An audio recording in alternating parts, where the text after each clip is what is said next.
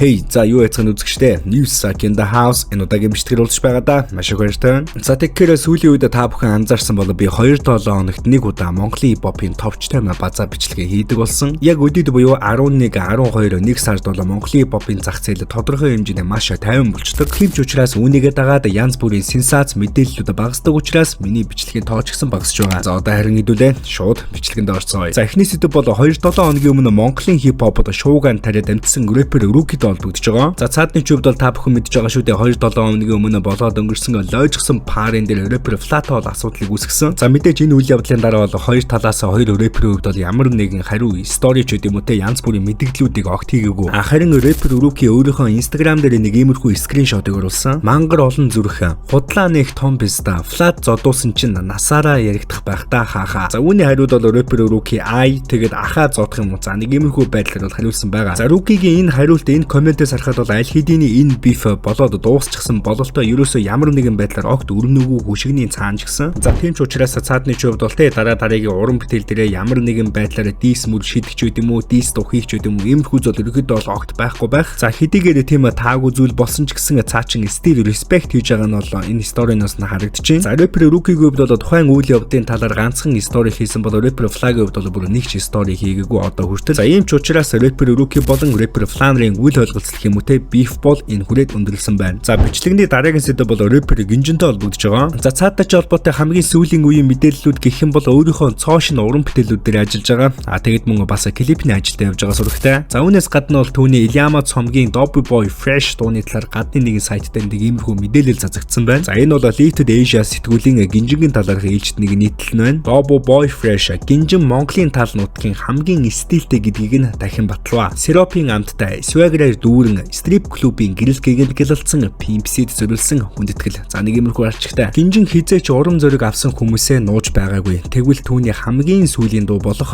Double Boy Fresh нь өөрийн Double Boys Entertainment компани нэрийг ашигласан тоглоомтой гачигтай бөгөөд пимпсид хүндэтгэл үзүүлж UGK-ийн сонгодог дууны монгол хэм маягийн хувилбарыг гаргасан бүтээл юм а. Дууны ихэнд гарах удаашруулсан vocal sample-с эхлээд Гинжин өөрийн flow-д орж 3 хагас минутын турш итгэлтэй swag дүүрэн үгс урсгана. Харин клипэнд нь Монголын хамгийн шаргуу рэперийн нэг өдөр гарна. Өглөөний сэрэлэдэж шарагдсан махаа эдэж purple ундаа шимж төгөргийн бодол цацж байгаа клабын үзэгдэл хүртэл бүгд орсон. Нэг үгээр хэлбэл энэ дуу Гинжингийн ажил амьдрал хоёрын дундах балансыг яг тэнцвэртэй харуулж чадсан. За нэг иймэрхүү бол нийтлэл гарсан байгаа. Энэ нийтлэл дээрээс харахад бол рэпер Гинжинг Монголын хамгийн шаргуу бөгөөд хамгийн өнгөлөг рэпер гэж тодорхойлсныг харж байна. За яа харахгүй энэ жилийн хувьд бол рэпер Гинжингийн хувьд өөрийнхөө гаднах төрх болон стил имиж за тэгээд мөн рэп скил гэдэг ерөнхийдөө бол бүх юма дараагийн түвшинд бол яхаарахгүй авчиж чадсан. За тэгээд энэ 7 хоногт рэпер Гинжинтэй холбоотой нэг иймэрхүү мэдээлэл цацагдлаа. За дараагийн сэдв бол рэпер Yam Mövжтэй холбогдож байгаа. За түүний хувьд бол 2025 онд тунчиг даруухан байсан тэгээд маш тоотой цөөхөн уран бүтээлийг цацсан. За түүний хувьд бол 2025 онд өөрийнхөө YouTube суугаас ердөө 3 дууг цацсан. Тэгтээ гуруула чанартай. За хамгийн хаанталт авсан commercial дуу гэх юм бол мэдээж Message Call хэмээх дуу байсан та бүхэн мэдж байгаа. Харин Mövжгийн хувьд бол 2025 оны төгсгөлийг хаалтыг гэх юм уу те тун гоё уран бүтээлээр тавих бололтой. Mövжгийн хувьд бол Монголын үндэсний хэм маяга шингээсэн тунчиг дайжгүй дууг бол цацхад бэлэн болчиход байгаа юм байна. Тэрээр өөрийнхөө Instagram дээр за Монгол төмний дэмбэ тоглоомын тухай болон рэп тоглоом, хипхоп culture болон манай үеийнхэн бүгдээрээ үзэж өссөн зарим нэг нь оролцсон рэп дэмбэг бас дурдваа. Оролцсон ах дүүстэй бүгдэд нь маш их талархлаа. Монгол улс мандтугай. За нэг иймэрхүү бол нийтлэлийг бичсэн байгаа. За Mövжгийн уран бүтээлүүдийг ерөнхийд нь нэг хараад үзэхэд бол Монголынхаа үндэсний хэм маягийг бол айгүй их шингээдэг. Яг нь үндэсний бахархлаа бол өөрийнхөө үеийнхэнд хамгийн их сурталчилдаг уран бүтээлчдийн нэг байгаа яхаарахгүй. За түүний дэмбэ хэмээх дуу нь бол Монголын хипхопын энэ оны яхаарахгүй хамгийн онцлог уран бүтээлүүдийн нэг болох нь ойлгомжтой. За энэ Монгол өв соёлоо сурталчилдаг уран бүтээлдээ тусгадаг энэ үйл явдал нь ганц Mövжигээр зогсохгүй ерөнхийдөө бол тэ сүүлийн үеийн уран бүтээлчд бол дандаа нэг иймэрхүү хэм маягийг бол шингээж байгааг та бүхэн ерөнхийд нь ажиглаж байгаа. Хамгийн сүүлийн үеийн жишээнүүдийг дурдах юм бол рэпер Missy болон Эрдэнэ Чимгэнийн хамтралыг бас онцолж болохоор байна л да. За нэг үе хүмүүсийн бодол нь бол тэ хипхоп болон зохиолын дуучид хамтрах ямар ч боломжгүй яг л хоёр тусдаа зүйл юм шиг ерөөсөө огтлцохгүй зүйл юм шиг одоо ажиглагддаг байсан шүү дээ. Харин одоо 2025 онд зохиолын дуучин болон рэпер нар хамтрах бол айгүй тийм энгийн үзэгдэл болчиход байна. За ахин нэг жишээ гэх юм бол Beastma болон Nimba Limit King-ийн хамтарсан залуу баян Монгол хэмээх маш гоё дуу байдаг. За энэ дуугаа рэпер Bisma өөрөө клипжүүлээд тэгээд энэ 7 хоногт өөрийнхөө YouTube суугаасаа цацсан. За энэ дууны клипийг үзэж байхад бол клипэндээ тодорхой хэмжээний маш их мөнгийг зарцуулсан, маш их ажил хүн хүч болсныг нь шууд харж болно. Тэгээд үүнийхээ хажуугаар Монгол өв соёл, нүүдэлчин соёлыг бол тултал нь харуулсан клип болсон байсан. Тун их таалагдсан. За үүнээс гадна бол хип хоптой хамаарлах үжигсэн залуусын дунд маш том инфлюенс үзүүлдэг төөгөөгөөс онцолж болохоор байгаа. За түүнийг ажиглаж байхад бол сүүлийн үед хийгдэж байгаа контент болон постууд нь дандаа Монголын талаар ч юм уу те Монголын өв соёлтой холбоотой байгаа. За ийм хэмжээний инфлюенсер бол Монголын хамгийн чухал сэдвийн талаар хүндэж ярьж байгаад нь бол маш их баярлаж байгаа. Энэ зашмаар нь бол шаар авт төөгөө. За гэх мэтчлэн залуу юм маань бол Монгол өв соёлтой холбоотой, Монголын түүхтэй холбоотой, нүүдэлчин соёлтой юмнуудыг бол асар ихээр хийдэг болсон. Үндэсэрхэг үзэл гэдэг нь заавал бие Монгол гэдэг цээжэд илдэх биш, машинаас Монголын туг далбаа үлгэх биш, Монголын далбаатай футболк болон Монголын далбаатай малгай өмсөх ийм зүйлийг өрөөс бол огт хэлдэггүй. Зүгээр л чин зүрх сэтгэлээсээ өөрийнхөө чаддаг, мэддэг боломж болцоонд тааруулж Монгол нүүдэлчин өв соёлоо бусдад таниулах, түгээн дэлгэрүүлэх. За миний бодлоор бол үүнийг л үндэсэрхэг үзэл гэдэг. Тийм учраас өв соёлоо түүхтэйгээ холбоотой жаахан ч гэсэн уран бүтээл хийж байгаа, жаахан ч гэсэн энэ зүйлийг тусгаж байгаа бүх хүмүүстээ маш их баярлалаа. Та бүхэн бол жинхэнэ үндэсэрхэг үзэлтэй, жинхэнэ монгол ирчүүд юм аа. За дараагийн сэдв бол дижиталын Эрка болон дуучин Экул нартай холбогдож байгаа. За өнгөрсөн 7 хоногт бол Facebook дээр дижиталын Эрка ахын нийтлэл маш олон хүний анхаарлыг татсан, бас маш олон хүний дургуй хүргэсэн. За энэ нийтлэл яагаад ингэж их анхаарлыг татсан бэ гэхээр Монголын цаг үеийн хамгийн том асуудлуудын нэг иргэн мөнх хатуулан дургуй нартай холбоотой асуудлаар бол өөрийнхөө үзэл бодлыг илэрхийлсэн байсан. Өчигдөр Сүхбаатарын талбай дээр сэтгүүлчдэд ярилцлага өгч байхдаа миний амьдрал тэг зогссон гэд байгаа хүн зай завсаргүй ажиллаа хийсээр л байгаа. Харин дансаа хаалгачихсан хүн энэ 8-ныхаа гүйлгээг ямар дансаар хийж байгаа юм болоо?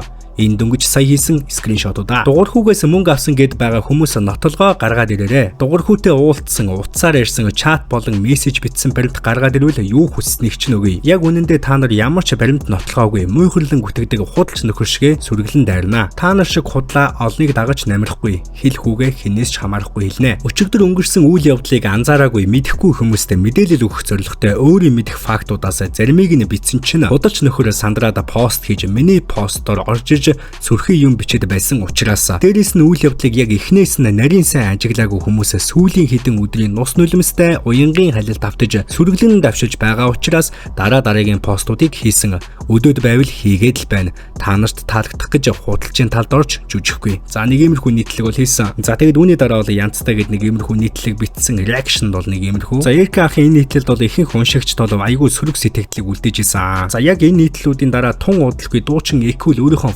Facebook дээр тэр мөнх хата залуугийн зөв хажуугаар нь дижиталын Эрка хошног илүү зүгээр хуцалгүй дуугаа дуулаад яв. Бүх юмыг мэддэг нь чи бишээ. Шалчгал лалралдаа угаасаа. За нэг иймэрхүү маш хурц нийтлэг бичсэн. За энэ нийтлийн комент хэсэгт бол дижиталын Эрка чи муу нусан таг олон юм хуцах болоогүй шүү гэж хэлсэн байгаа. Дуучин Экул хариуд нь хаахаа гүлгч нь рингэн дээр үзэхүү. Чамшиг гүлгэж чадахгүй л дээ. Гүзээгээ дийлэхгүй бахардаад унах байлгүй. Чи тийм том зүрхтэй эр хүн бишээ. Шалчганаад байлгүй. Нүдрүү минь хараад хилчгээрээ харъя чамайг.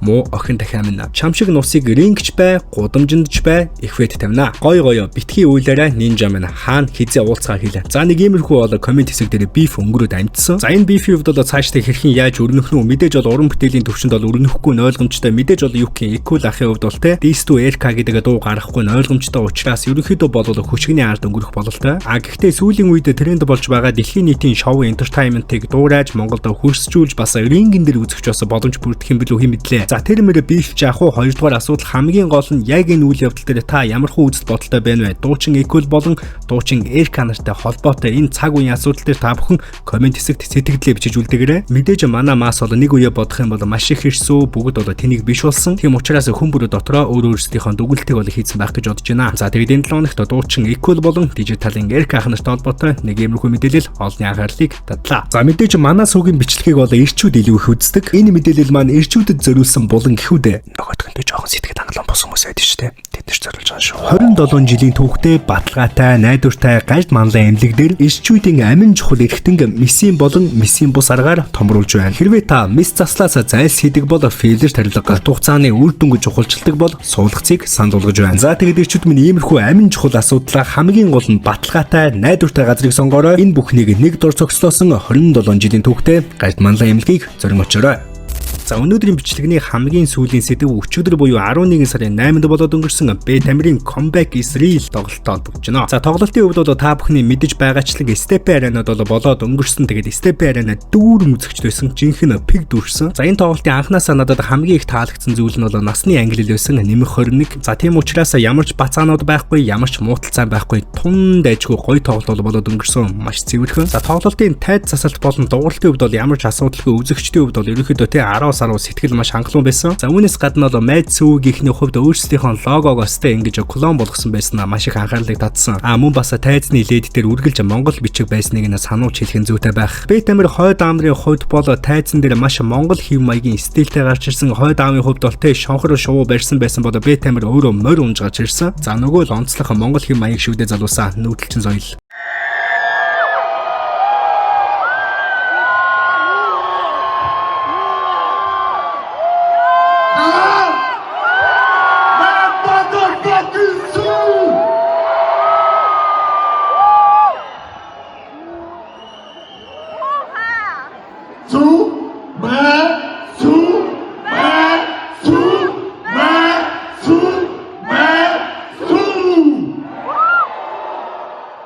За энэ тоглолтын онцлог моментууд бол яхаарахгүй зочин артистууд байсан рэпер Ках болон Ям Өвжи рэпер Гинжинерийг бол онцолж болохоор байна. Тэгэд мөн Хойда болон Ям Өвжинэрийн хувьд бол өөрсдийнхөө цацагдаагүй байгаа уран бүтээлийг хамгийн анх удаа тайзан дээрээс дуулсан. Тэгэд мөн өөд болсон ахтай хүндэтгэл үзүүлж 1 минут чимээгүй байсан.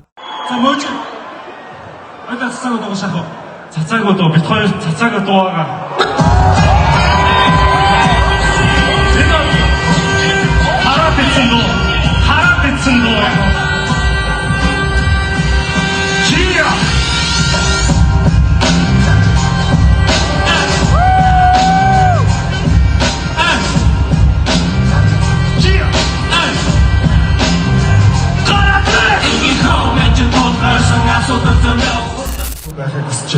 Энэ хөндлөлт үзүүлэх тхөө бүгдээрээ чивчмэг болчих тхөө ганцудаа please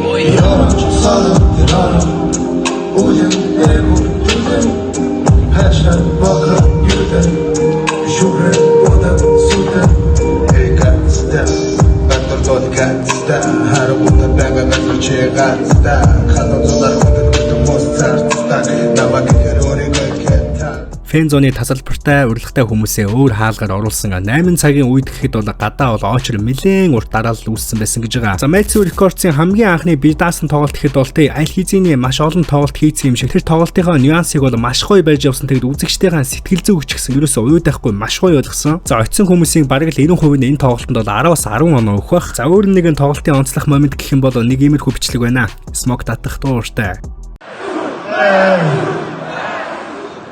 Smoke татах дуртай. Smoke татах дуртай. Бүгд smoke татах дуртай. Smoke татах дуртай. Smoke татах дуртай. Бодон чипээ smoke татах чипээ чипээ нуртай. Smoke татах дуртай. Бородо тэгээд. Цагтаа нэр энэ шээдэг гэж.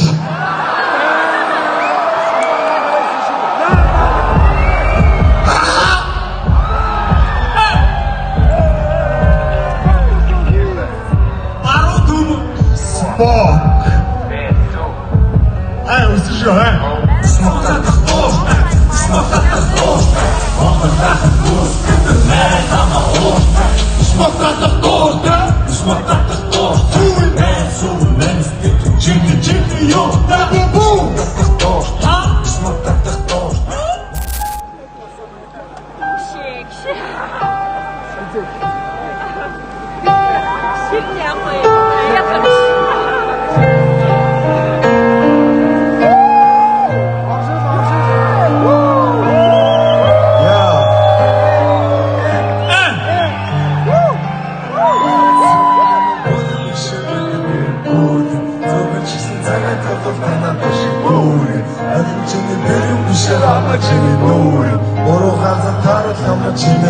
суур чинэмнэс хөрцөөс нэрийг суур ажил гэдэг писта шиг чамайг олоод эвдэрх юм ашиг шингэнэ хамаг намайг дуур аргуалан болсон төрхөд тэрнээ нэлхөр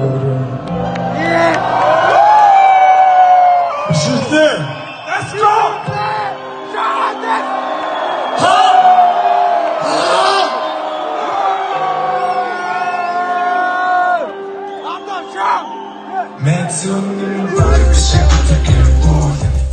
За энэ тоглолтын төгсгөлд бол би Тамир өөрийнхөө хамгийн алдартай, хамгийн гоё дуу болох 30-30 хэмээх дууга 2 удаа давтаж дуулсан. Тоглолтыг нь очиж үзэж амжаагүй хүмүүстээ зориулаад дараах бичлэгийг хүргэж байна.